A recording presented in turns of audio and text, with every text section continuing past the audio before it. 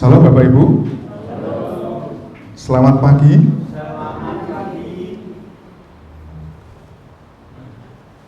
Ada yang merasa tidak enak badan? Mboten? Ada yang merasa tidak enak badan? Ada yang merasa sehat sekali? Amin, puji Tuhan.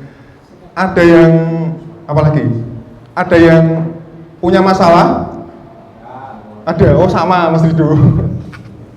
Ada yang tidak punya masalah? Tidak ada, oh hebat. Tapi luar biasanya begini Bapak Ibu. Luar biasanya meskipun kita tidak enak badan, luar biasanya meskipun kita ada masalah, kita tetap setia kepada Tuhan. Kita tetap datang kepada Tuhan. Itu yang menjadikan luar biasa kesetiaan kita.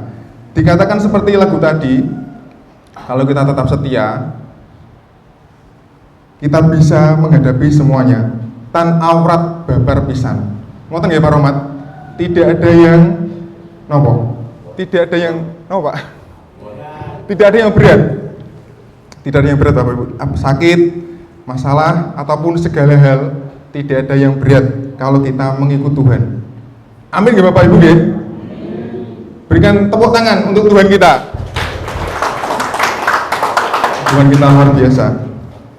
Saudaraku yang dikasihi Tuhan, kita akan masuk dalam firman Tuhan pada pagi hari ini yang telah terambil dari Markus 1 ayat 35 sampai dengan ayat 39. Pada ayat yang sebelumnya saya telah membaca itu bahwa Yesus memilih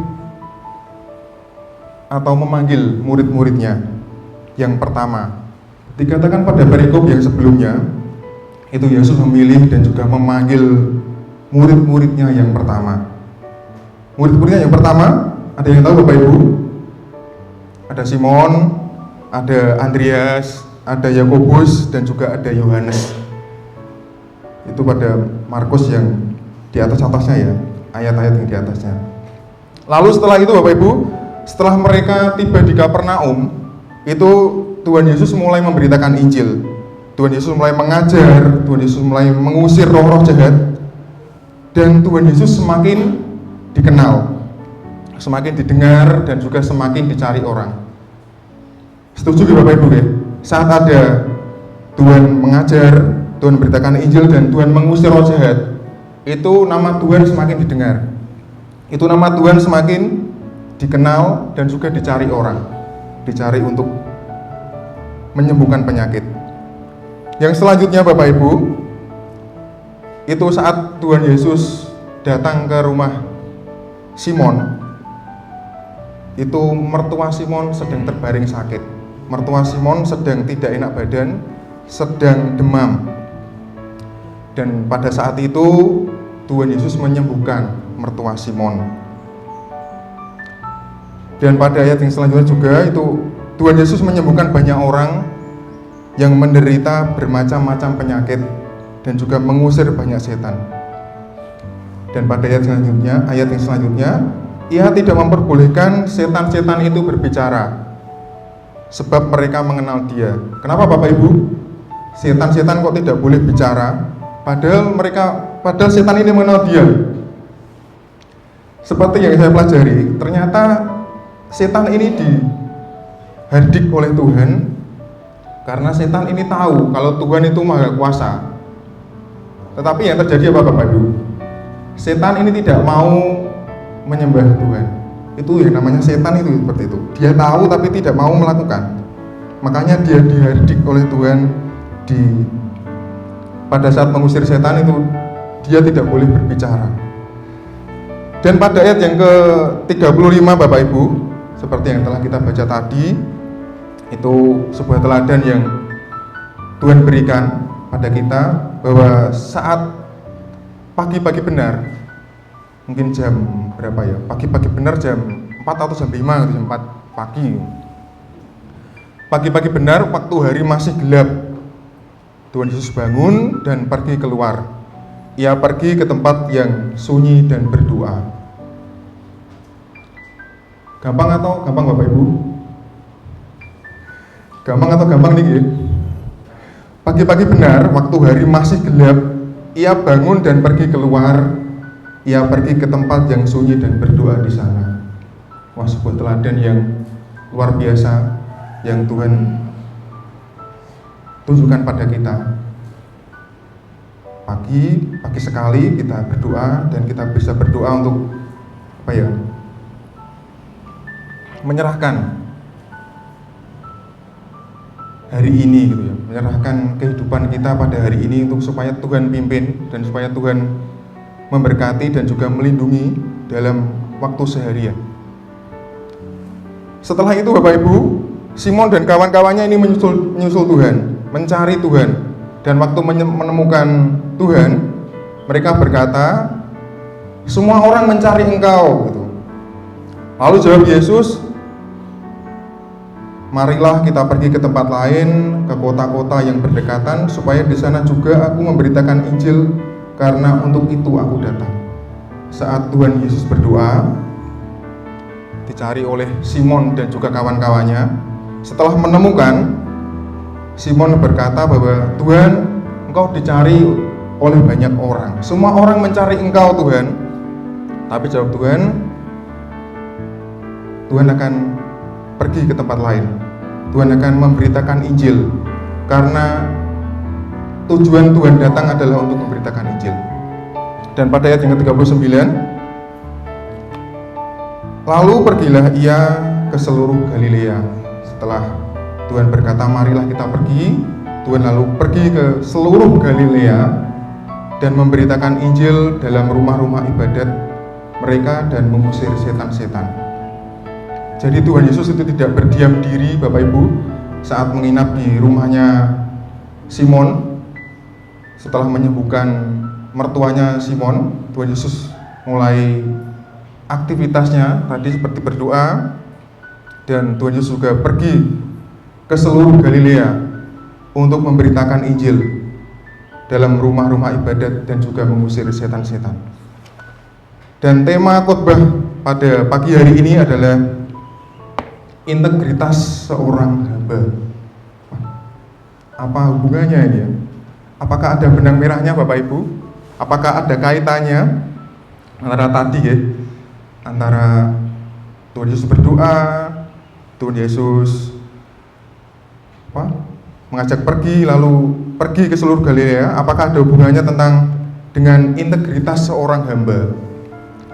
Saya akan jelaskan satu-satu Bapak Ibu. Integritas merupakan, kalau dari KBBI ya, seperti Bapak Didi ini, kalau menjelaskan pasti dari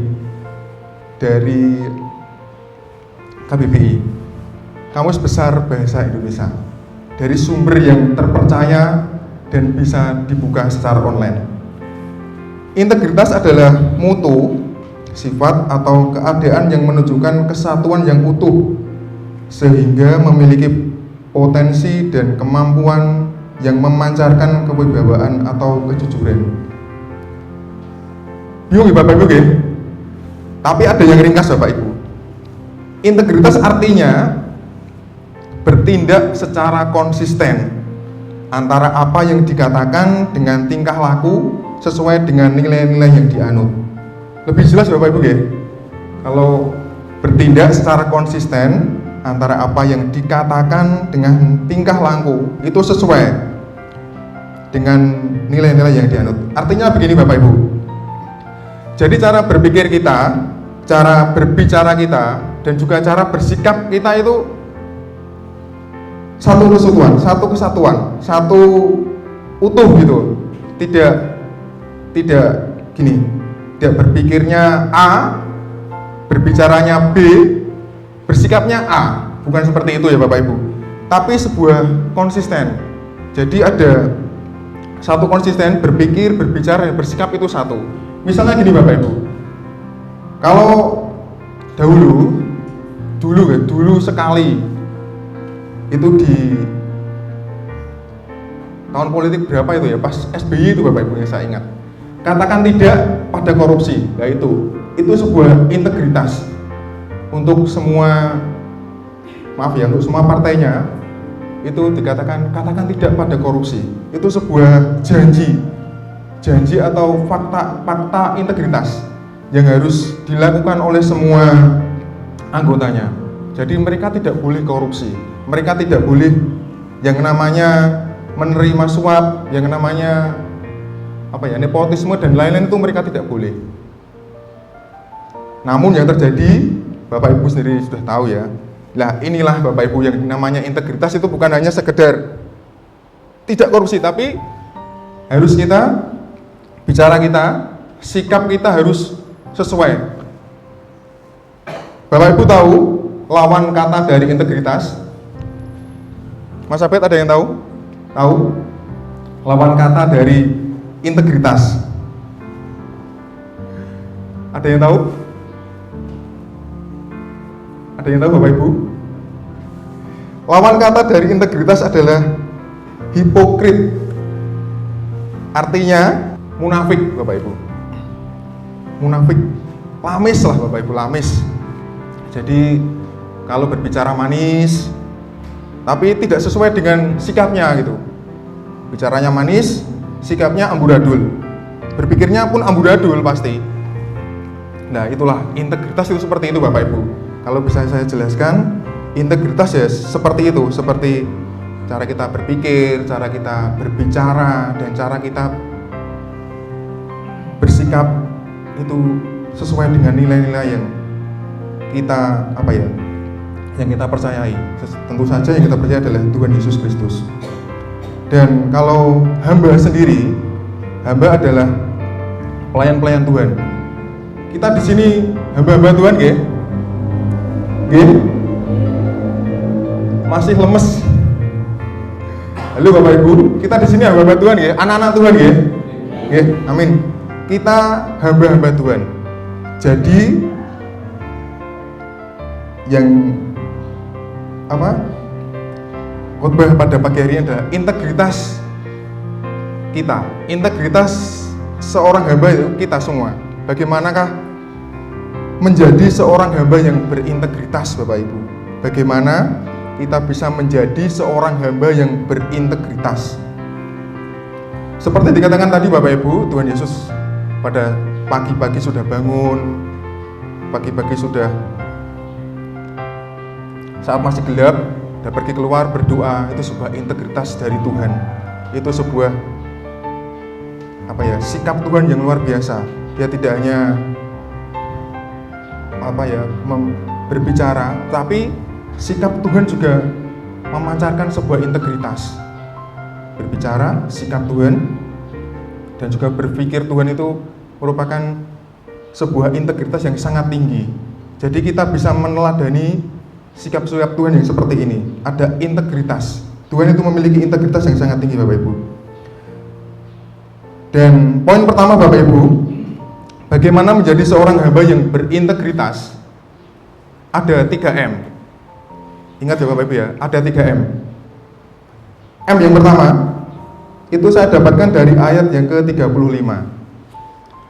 Pagi-pagi benar, waktu hari masih gelap, ia bangun dan pergi keluar. Ia pergi ke tempat yang sunyi dan berdoa di sana. Artinya apa Bapak Ibu? M yang pertama, memiliki keintiman dengan Tuhan.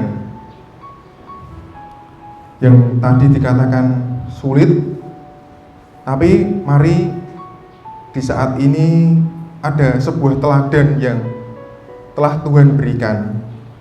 Pagi-pagi masih gelap, bangun dan berdoa. Itu sebuah teladan. Ada sebuah keintiman yang dibangun. Ada sebuah hubungan yang sangat pribadi antara saya dengan Tuhan, antara Bapak Ibu dengan Tuhan. Itu perlu kita bangun, perlu kita perlu kita usahakan Bapak Ibu. Kita tidak bisa untuk hanya bicara saja. Saya juga seperti itu Bapak Ibu. Saya tidak hanya kita harus memiliki keintiman dengan Tuhan, tapi yang saya lakukan sebaliknya. Nah, inilah Bapak Ibu yang namanya integritas. Kita juga harus berbicara, tapi kita harus sikap kita seperti apa, dan juga cara berpikir kita. Itu merupakan integritas yang sangat tinggi. Dan kita sebagai hamba-hamba Tuhan, kita juga harus memiliki integritas itu Bapak Ibu. Jadi sebuah keintiman itu sangat mahal Bapak Ibu. Tidak hanya kita katakan saja Bapak Ibu ya, tapi harus kita usahakan, harus kita memikirkan bagaimana caranya saya mempunyai hubungan yang intim dengan Tuhan. Saudara yang dikasih Tuhan, pernah ya Bapak Ibu ya untuk melihat bangunan yang tinggi, yang pernah ke Jakarta, Pak Lin, pasti gedungnya tinggi-tinggi Pak ya, gedungnya tinggi-tinggi. Saya juga lihat Pak, tapi lihatnya dari TV Pak, itu tinggi sama. Artinya begini Bapak Ibu, saat kita melihat bangunan yang tinggi, yang kita lihat apanya Mas Abed? Tingginya ya, ketinggiannya ya, fisiknya pasti tinggi. Setelah itu nanti lampu-lampunya pasti bagus sekali Bapak Ibu. Arsiteknya, Mas Gigi tidak ada ya. Arsiteknya nanti ada apa ya, ruangan-ruangannya pasti didesain sebagus mungkin. Itu yang kita lihat hanya fisiknya saja Bapak Ibu. Yang kita tidak lihat apanya Bapak Ibu? Yang kita tidak lihat adalah pondasinya Bapak Ibu.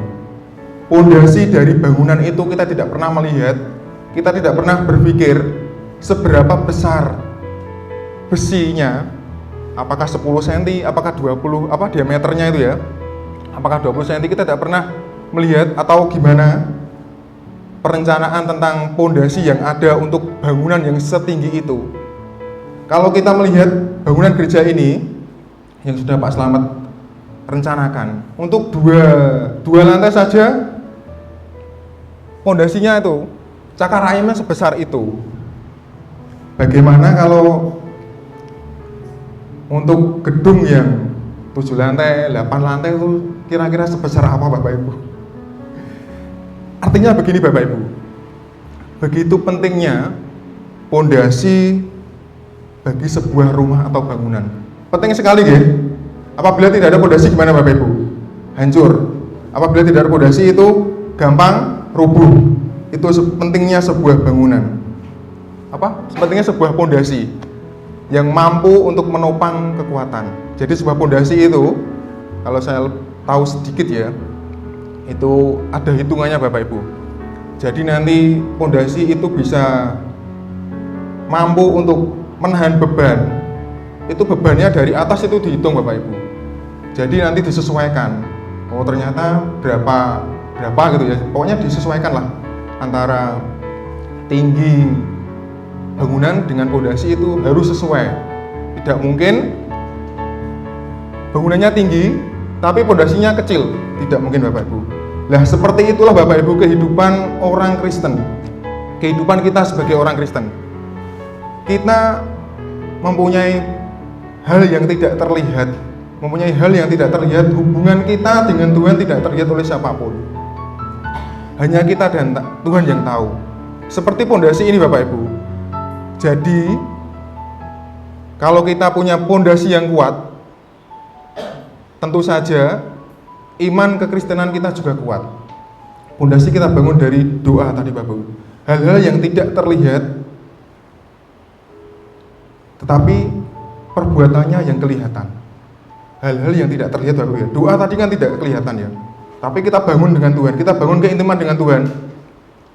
Tapi perbuatan kita itu kelihatan Bapak Ibu, dari cara berpikir kita, dari cara bersikap kita, itu pasti kelihatan. Kalau tidak pernah berdoa ya pasti kelihatan Bapak Ibu. Oh, seperti itu. Karena Bapak Ibu, doa adalah sangat penting. Doa merupakan sebuah pondasi. Orang Kristen itu kuat atau tidak, itu ditentukan oleh doa. Doa yang kita bangun, doa yang kita usahakan. Keintiman dengan Tuhan yang harus ada di dalam kehidupan kita Bapak Ibu. Jadi itu Bapak Ibu ilustrasinya. Dan untuk aplikatifnya Bapak Ibu, mari kita memiliki jam doa. Mari kita memiliki jam doa dengan Tuhan. Kita harus komitmen ya. Bangun pagi, berdoa, dan kita punya waktu dengan Tuhan. Itu sebuah aplikatif memiliki keintiman dengan Tuhan itu seperti itu. Dan dari sana akan muncul karakter orang Kristen yang cinta akan Tuhan, Bapak Ibu. Jadi dari doa merupakan pondasi, dan pondasi ini akan menentukan sikap hidup orang Kristen. Tidak hanya kalau fisiknya kuat, pasti didukung oleh doa, karena kita sudah menyerahkan semuanya dalam doa. Dan akan muncul karakter orang Kristen yang cinta akan Tuhan. Itu Bapak Ibu. Poin pertama yang dapat saya sampaikan, yang pertama ya adalah memiliki keintiman dengan Tuhan. Yang kedua Bapak Ibu, yang kedua saya dapatkan dari ayat yang ke-38. Saya akan bacakan untuk Bapak Ibu semua. Jawabnya, marilah kita pergi ke tempat lain, ke kota-kota yang berdekatan, supaya di sana juga aku memberitakan Injil, karena untuk itu aku telah datang. Yang kedua Bapak Ibu, harus diingat ya, sudah Mas Sam sudah tampilkan. Memprioritaskan tugas dan tanggung jawab. Ayat 38 ya. Ini sebuah integritas juga yang Tuhan telah berikan kepada kita, bahwa Tuhan saat itu sedang populer Bapak Ibu. Kalau di zaman sekarang itu viral. Bagaimana tidak viral? Tuhan mampu menyembuhkan orang. Tuhan mampu mengusir setan. Itu dikatakan di sini banyak orang yang mencarinya. Tidak hanya 1-2 orang, tapi banyak sekali. Seluruh kota bahkan mencari Tuhan. Itu Tuhan sangat populer Bapak Ibu. Tuhan sangat dicari-cari orang. Tapi yang menjadi prioritas Tuhan adalah aku memberitakan Injil, karena untuk itu aku telah datang. Jadi ada saat kita berintegritas, kita memprioritaskan tugas dan tanggung jawab kita. Bapak Ibu, saat populer itu pasti ada potensi lupa ya, lupa untuk tanggung jawab. Saat kita sibuk, pasti bisa sekali lupa untuk tugas dan tanggung jawab kita.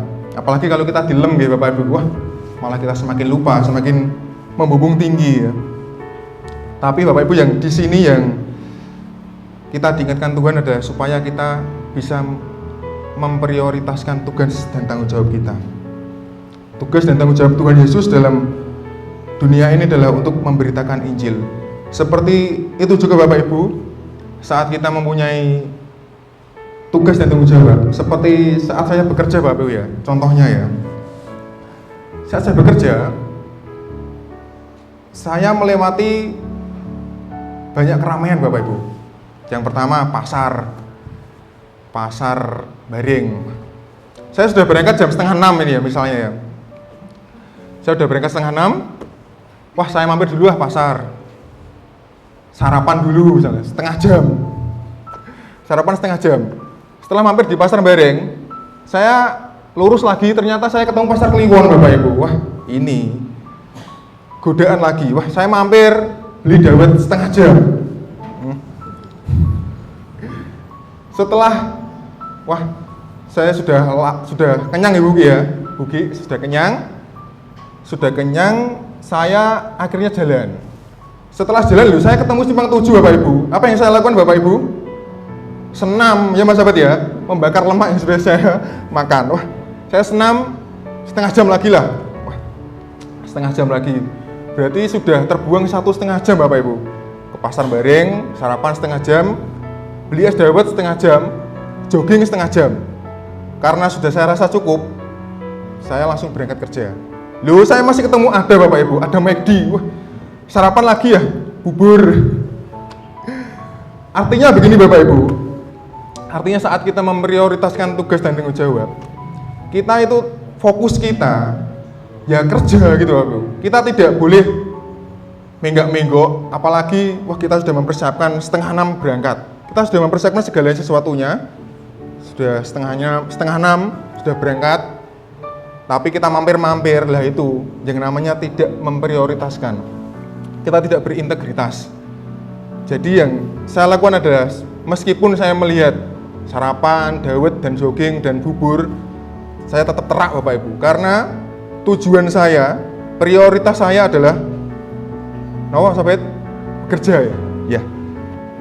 Jadi Bapak Ibu, sebagai seorang hamba Tuhan yang berintegritas, kita juga mempunyai tugas dan tanggung jawab. Sebagai bapak, kita juga mempunyai tugas dan tanggung jawab untuk sebagai menjadi panutan di dalam keluarga. Sebagai ibu juga demikian Bapak Ibu. Mengasuh anak-anak, bekerja dan lain-lain itu banyak hal yang menjadi tanggung jawab seorang ibu.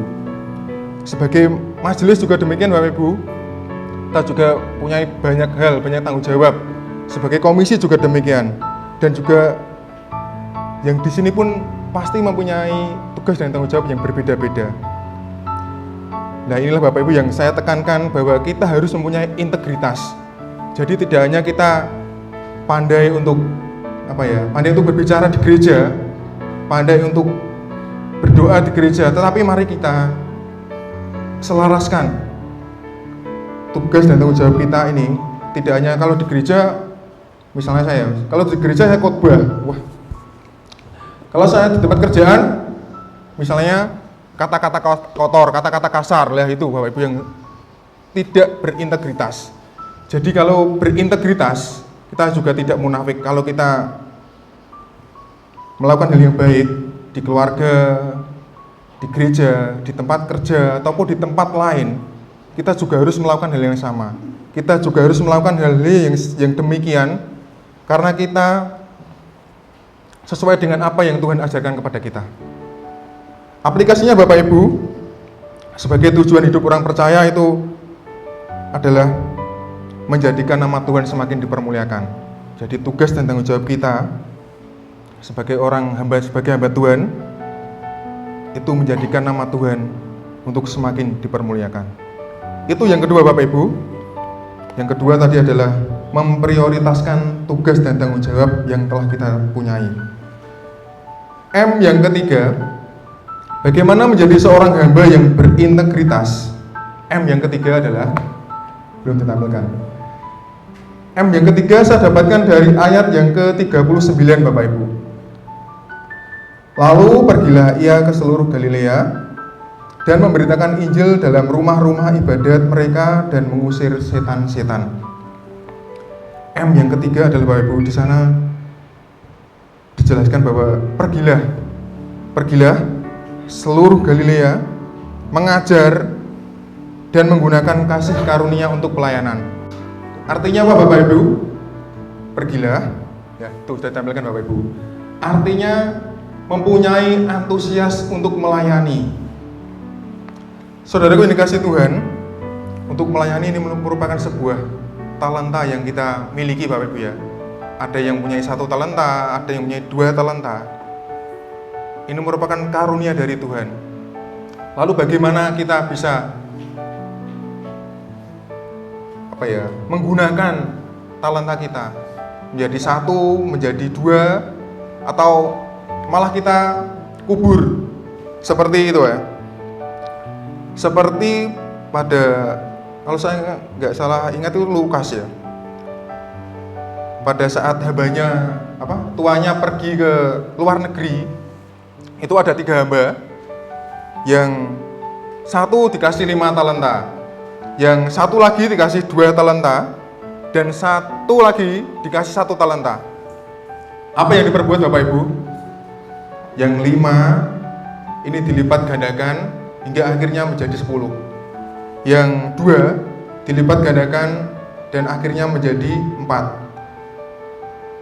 Bapak Ibu ingat apa yang diperbuat oleh yang 1 orang ini? Dikubur ya, dikubur buki ya. Yang 1 yang dikasih 1 talenta ini malah dikubur Bapak Ibu.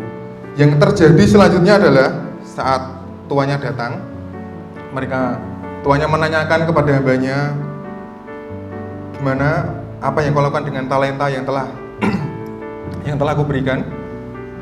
1 hamba tadi membawa 10 talenta. Ini Tuan, 10 talenta, dari 5 talenta saya jadikan 10 talenta. Itu sebuah menggunakan talenta kita dengan baik Bapak Ibu. Saya percaya Bapak Ibu, kita pasti mempunyai talenta masing-masing. Mari kita gunakan talenta itu, kita gunakan untuk antusias untuk melayani Tuhan. Kita gunakan apa yang telah Tuhan berikan untuk kemuliaan nama Tuhan. Amin ya Bapak Ibu ya. Kita punya talenta, kita gunakan.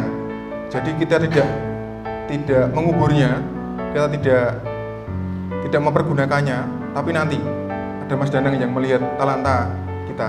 Ya Mas Danang ya. Masing-masing nanti ada Mas Danang, wah pinter ini pasti Mas Danang tahu nanti. Jadi seperti itu Bapak Ibu. Yang ketiga tadi adalah M, yang ketiga adalah mempunyai antusias untuk melayani. Dan aplikasinya adalah Bapak Ibu, apakah kita sudah mempunyai antusias untuk melayani Tuhan? Apakah kita hanya biasa-biasa saja? Kita sudah diberikan talenta Tuhan loh Bapak Ibu. Apakah kita mempergunakannya biasa-biasa saja? Apakah kita tidak mempergunakannya? Atau kita malah mempergunakannya dengan sebaik mungkin? Karena tugas dan tanggung jawab kita sebagai orang percaya adalah menjadikan nama Tuhan semakin dipermuliakan. Demikian Bapak Ibu yang dapat saya sampaikan. Bagaimana menjadi seorang hamba yang berintegritas. Itu adalah memiliki keintiman dengan Tuhan, memprioritaskan tugas dan tanggung jawab, dan yang terakhir adalah M, yang terakhir adalah mempunyai antusias untuk melayani.